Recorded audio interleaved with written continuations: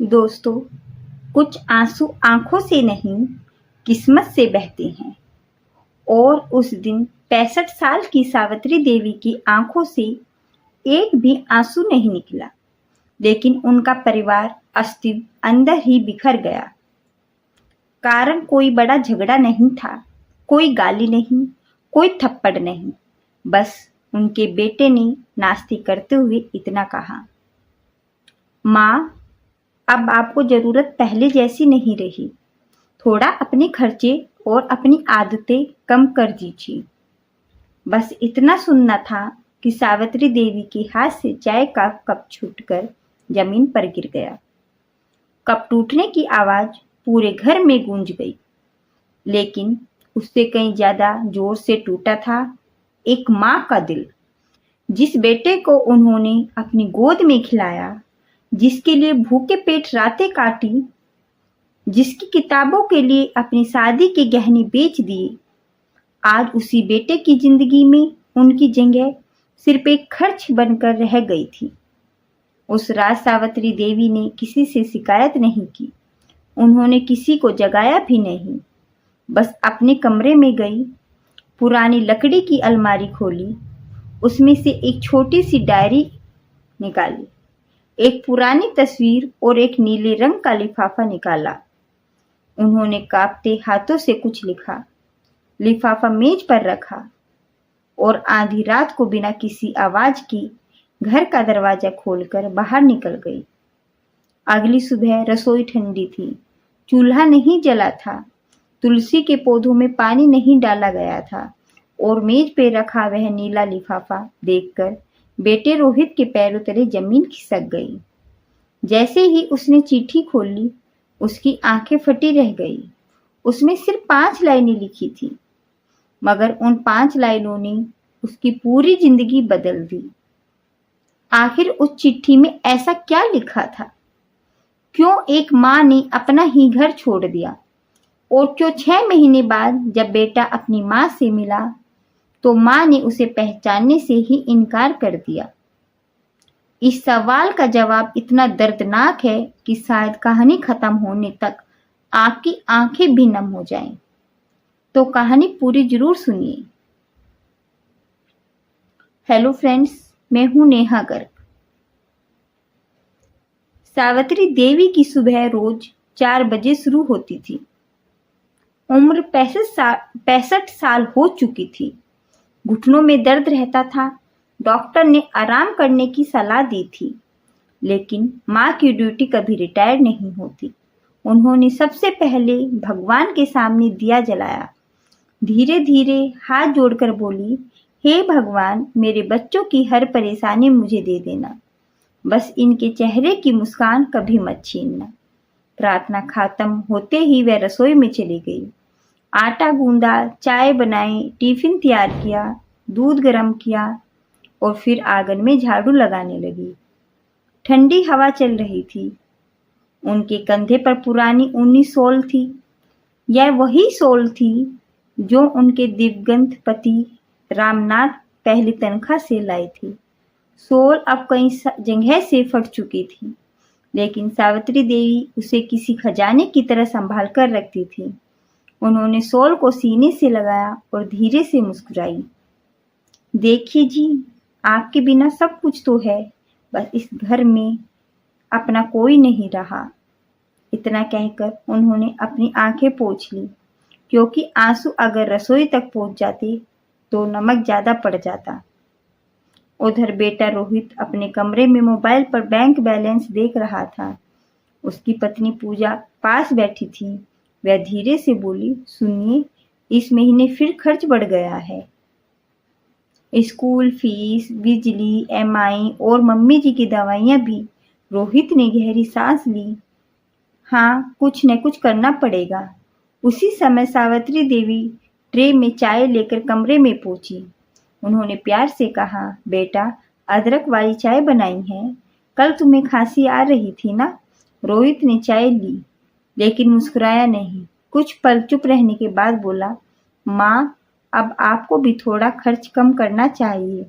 हर महीने दवाइयाँ, मंदिर में दान, कभी पड़ोस में मदद, इतना सब अब नहीं चल सकता। कमरे में सन्नाटा छा गया। सावित्री देवी कुछ सेकंड तक बेटे को चेहरा देखती रही, फिर बहुत धीरे से बोली, मैंने क्या ज्यादा खर्च कर दिया बेटा? रोहित ने कहा, माँ, हमारे भी सपने हैं, हमें भी भविष्य के लिए बचत करनी है, हर चीज का हिसाब रखना पड़ता है। सावित्री देवी ने सिर हिला दिया।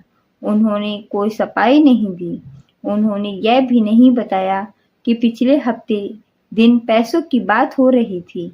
वे उन्होंने अपने लिए नहीं, बल्कि मोहल्ले के चौकीदार की बेटी की किताबें खरीदने में लगाए थे। उन्होंने यह भी नहीं बताया कि डॉक्टर ने जो दवा रोज खाने को कही थी, उसे वे एक दिन छोड़कर खाती है, ताकि बेटे पर बोझ न बने। उन्होंने वह मुस्कुराकर इतना कहा, ठीक है बेटा, अब से ध्यान रखूंगी। लेकिन उस मुस्कान के पीछे एक माँ पहली बार टूट चुकी थी। उन्होंने पहली बार लगा, शायद अब इस घर में उनकी कीमत उनकी दवाइयों से भी कम रह गई है। वह धीरे धीरे रसोई में चली गई।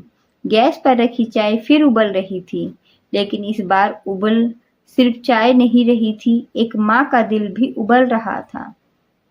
और दोस्तों, सावित्री देवी को बिल्कुल भी अंदाजा नहीं था कि उसी शाम उन्हें अपनी पुरानी अलमारी में एक ऐसी चीज मिलने वाली है जो उनकी पूरी जिंदगी का सबसे बड़ा फैसला बदल देगी। आगे क्या हुआ, था उस अलमारी में, और क्यों उसी रात एक माँ ने हमेशा के लिए अपना घर छोड़ने का फैसला कर लिया, आगे देखते हैं। सिर्फ एक वाक्य ने सावित्री देवी का दिल तोड़ दिया था। उन्होंने किसी से शिकायत नहीं की, न कोई बहस की, लेकिन उस दिन उनके भीतर कोई हमेशा के लिए बदल गया। उन्हें लगने लगा कि जिस घर को उन्होंने अपनी पूरी जिंदगी देकर बनाया, अब उसी घर में उनकी जरूरत नहीं रही। उन्हें बिल्कुल भी नहीं पता था कि उसी शाम किस्मत उन्हें उनकी पुरानी अलमारी में ऐसी निशानी देने वाली है जो उनके जीवन का सबसे बड़ा फैसला बन जाएगी। तो आइए कहानी आगे बढ़ाते हैं। दोपहर के लगभग 2 बजे थे। घर के सभी लोग अपने अपने कमरों में आराम कर रहे थे। सावित्री देवी चुपचाप अपने कमरे में आई। कमरा छोटा था, लेकिन उसकी हर दीवार पर यादें टंगी थी। एक कोने में पुरानी सिलाई मशीन रखी थी, जिस पर बैठकर उन्होंने सालों तक पड़ोसियों के कपड़े सिले थे। उसी सिलाई मशीन की कमाई से रोहित की स्कूल फीस भरी गई थी, लेकिन आज उस मशीन पर महीनों से धूल जमी हुई थी।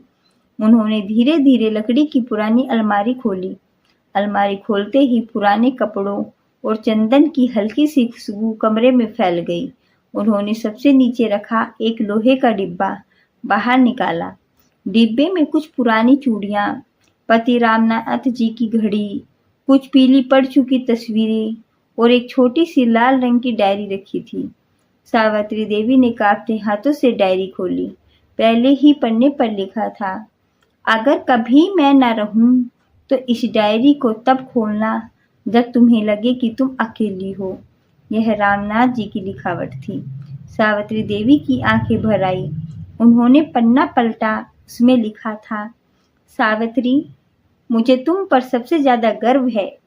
अगर कभी हमारा बेटा बड़ा होकर तुम्हें समझ न पाए तो उससे नाराज मत होना।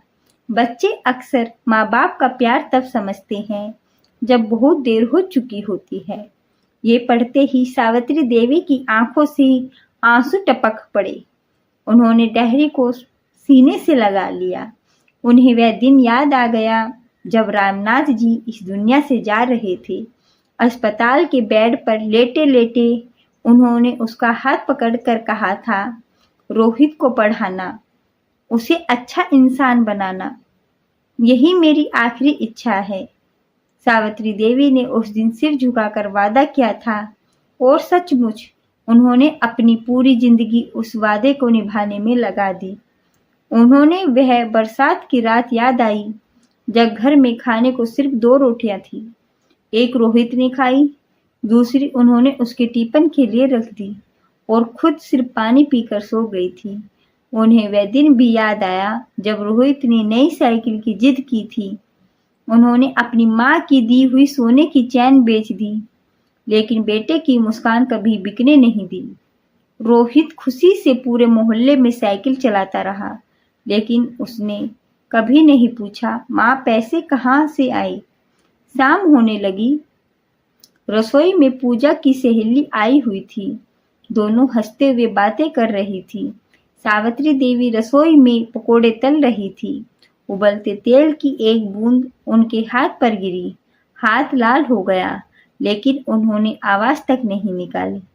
तभी बाहर से पूजा की आवाज आई, क्या करें, मम्मी जी की तो हर काम खुद करने की आदत है।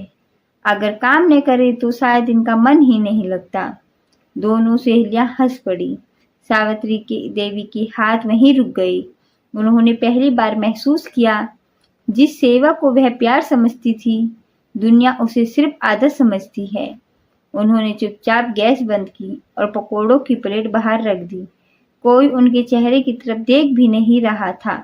रात को लगभग 11 बजे। पूरा घर सो चुका था। सावित्री देवी अकेली आंगन में बैठी थी। आसमान में पूरा चांद था। उन्हें याद आया, जब छोटा रोहित डरकर रात में उनके सीने से लिपट जाता, वह कहता, माँ आप कहाँ चली मत जाना।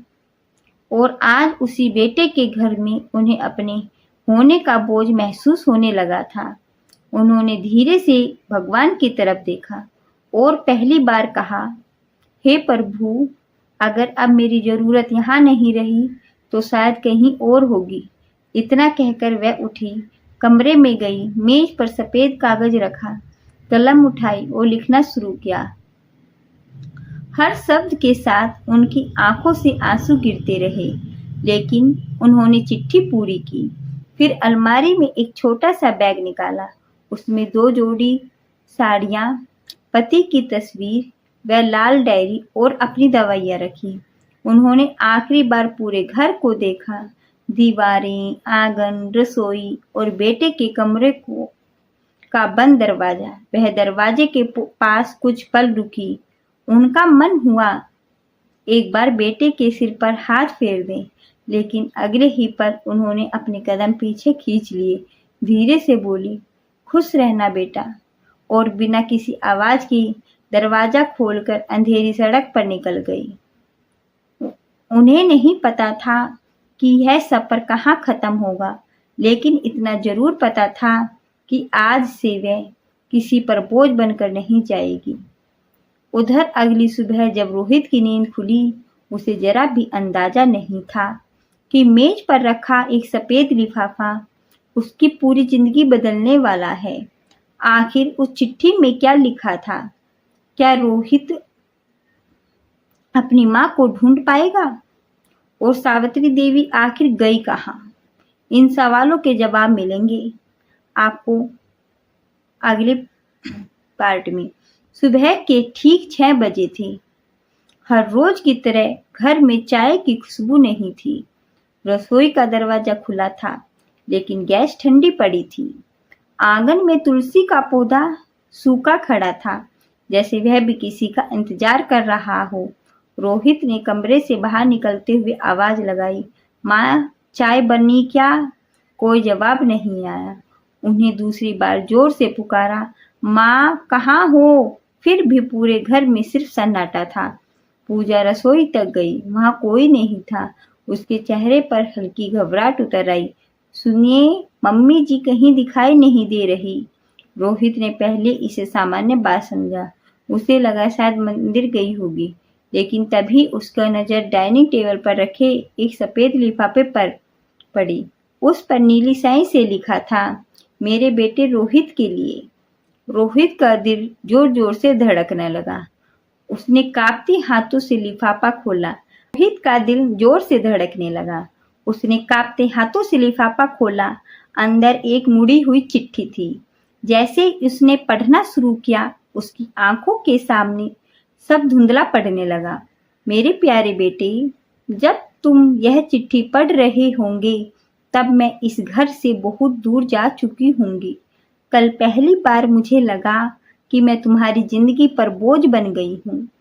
मैं नहीं चाहती कि मेरी वजह से तुम्हारे सपनों पर कोई भार पड़े। मैंने तुम्हें हमेशा बिना हिसाब के दिया। शायद गलती मेरी ही थी कि मैंने कभी तुम्हें हिसाब करना सिखाया ही नहीं। मेरी चिंता मत करना, मैं जहाँ भी रहूंगी तुम्हारी खुशियों के लिए ही भगवान से दुआ मांगूंगी।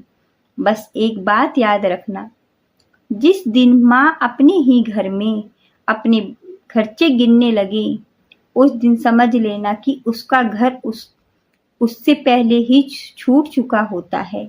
अपना ख्याल रखना बेटा, तुम्हारी माँ। चिट्ठी पढ़ते पढ़ते रोहित के हाथ कांपने लगे। कागज उसके हाथों से फर्श पर गिर गया। वह कुर्सी पर बैठ गया और पहली बार फूट फूट कर रो पड़ा। पूजा की आंखों से भी आंसू बहने लगे। उसे समझ नहीं आ रहा था कि अब क्या करे। रोहित अचानक उठा। उसने पूरा घर छान मारा।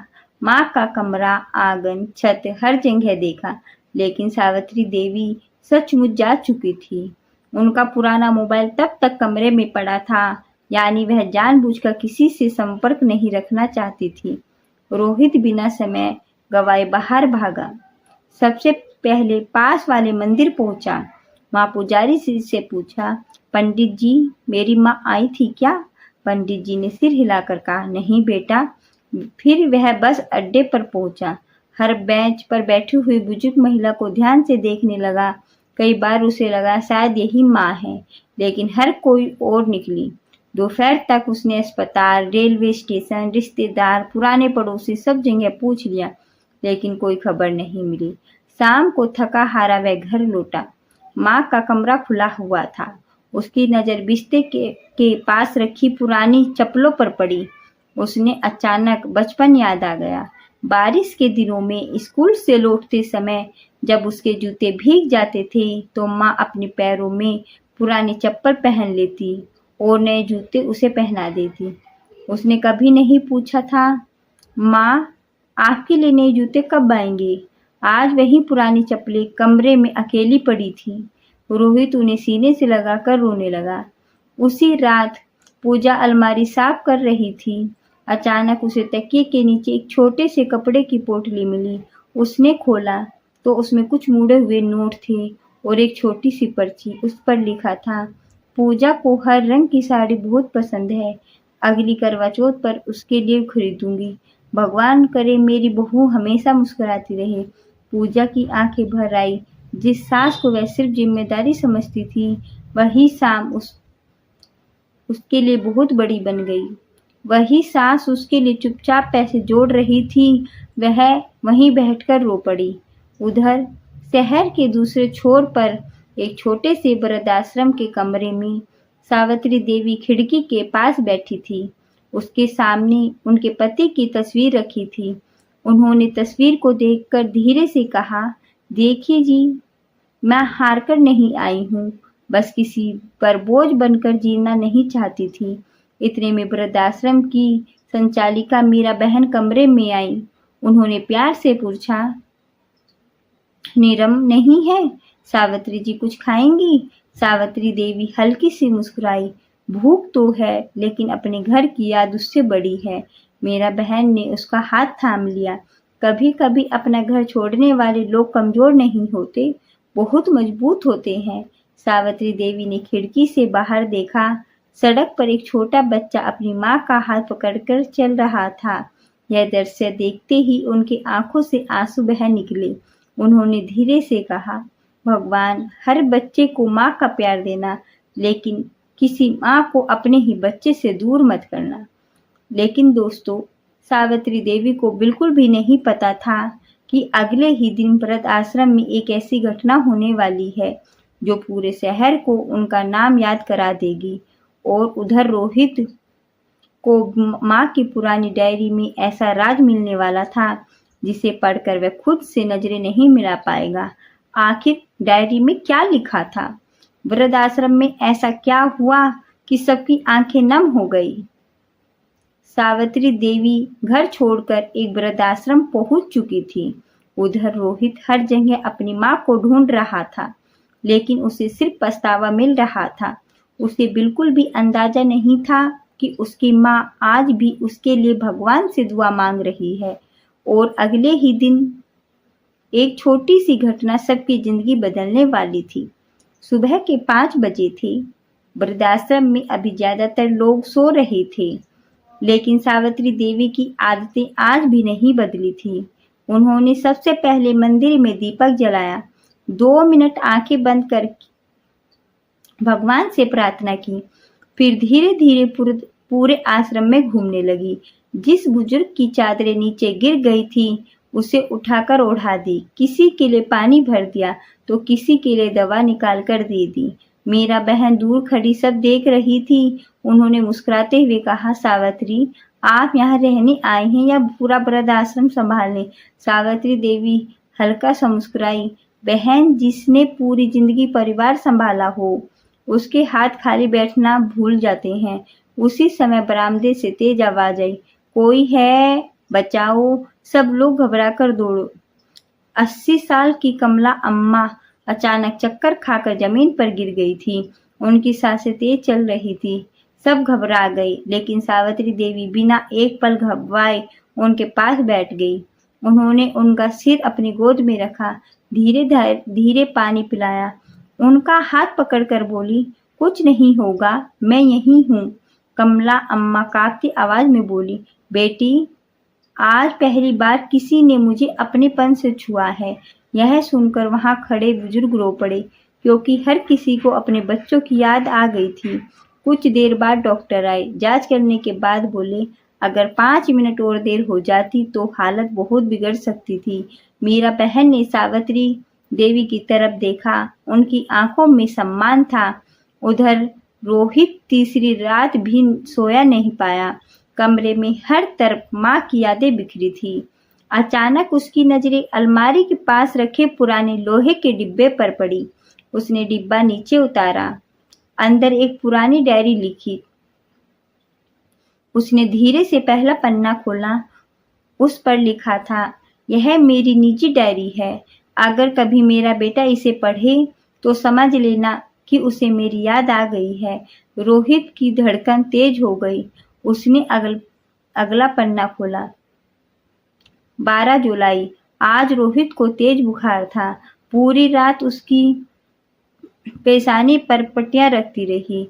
भगवान, उसको बुखार मुझे दे देना। 3 अगस्त। आज स्कूल की फीस भरनी थी। अपने कानों के झुमके बेच दिए। रोहित बहुत खुश था। उसकी मुस्कान देखकर लग रहा था मैं दुनिया की सबसे अमीर माँ हूँ। 18 नवंबर। आज डॉक्टर ने कहा है कि घुटनों का इलाज जरूरी है, लेकिन अगले महीने रोहित की नौकरी का इंटरव्यू है। उसके लिए नए कपड़े खरीदना ज्यादा जरूरी है। मेरी दवा अगले महीने से ही। यहाँ लिखते लिखते सब धुंधले हो गए थे। शायद उन पर आंसू गिर गए थे। रोहित की आंखों से भी आंसू टपकने लगे। वह जमीन पर बैठ गया। उसके होंठ कांप रहे थे। वह बार बार सिर्फ एक ही बात दोहरा रहा था, माँ, मैंने आपके साथ यह क्या कर दिया। उसी समय पूजा चुपचाप कमरे में आई। उसने पहली बार रोहित को इस तरह टूटते देखा। वह उसके पास बैठ गई, धीरे से बोली, हमें माँ को वापस लाना होगा, लेकिन इस बार उन्हें सिर्फ घर नहीं, अपना सम्मान भी देना होगा। रोहित ने सिर हिलाया। अगर माँ वापस आने को तैयार ही नहीं हुई तो? दोनों फिर खामोश हो गए। उधर वृद्ध आश्रम में शाम को आसपास की झुग्गी बस्ती के कुछ बच्चे पढ़ने आए। सावित्री देवी ने जमीन पर चटाई बिछाई, सब बच्चों को अपने पास बिठाया। एक बच्ची फटी हुई कॉपी लेकर आई। सावित्री देवी ने प्यार से पूछा, बेटा, नई कॉपी क्यों नहीं ली? बच्ची ने सिर झुका लिया। दादी, पापा के पास पैसे नहीं हैं। सावित्री देवी कुछ पल चुप रही, फिर अपनी एक छोटी सी पोटली खोली। उसमें उनके पास बचे हुए थोड़े से पैसे थे। उन्होंने बिना सोचे वह पैसे मीरा बहन को दिए और बोली, कल इस बच्ची के लिए कॉपी और किताबें ले आइए। मीरा बहन हैरान रह गई। सावित्री जी, आपके पास तो यही आखिरी पैसे हैं। सावित्री देवी मुस्कुराई। माँ के पास आखिरी पैसा नहीं होता बहन, आखिरी दुआएं होती है। यह सुनकर वहां मौजूद हर इंसान की आंखें नम हो गई। लेकिन उसी समय मेरा बहन के मोबाइल पर एक फोन आया। उधर से रोहित की कांपती हुई आवाज थी, बहन जी, बस एक बार मेरी माँ से मिलवा दीजिए। मैं उनके पैरों में गिरकर माफी मांगना चाहता हूँ। मेरा बहन कुछ पल चुप रही, फिर उन्होंने सावित्री देवी की तरफ देखा, जो बच्चों को मुस्कुराते हुए पढ़ा रही थी। उन्होंने धीरे से कहा, मैं कोशिश करूंगी, लेकिन याद रखिए बेटा, टूटा हुआ भरोसा जोड़ने में समय लगता है। फोन कट गया। रोहित पूरी रात जागता रहा। उसे नहीं पता था कि अगले दिन वह अपनी माँ से मिलने वाला है, लेकिन उसे यह भी नहीं पता था कि वह मुलाकात उसकी उम्मीद से बिल्कुल अलग होने वाली है। क्या सावित्री देवी अपने बेटे को माफ कर देगी, या फिर वह हमेशा के लिए उसी वृद्ध आश्रम में रहने का फैसला कर चुका है? और आखिर वह कौन सा सवाल होगा जो एक माँ अपने बेटे से पूछेगी, जिसका जवाब रोहित के पास नहीं होगा? देखिए आगे स्टोरी। वीडियो का सेकंड पार्ट देखने के लिए हमें कमेंट जरूर करना।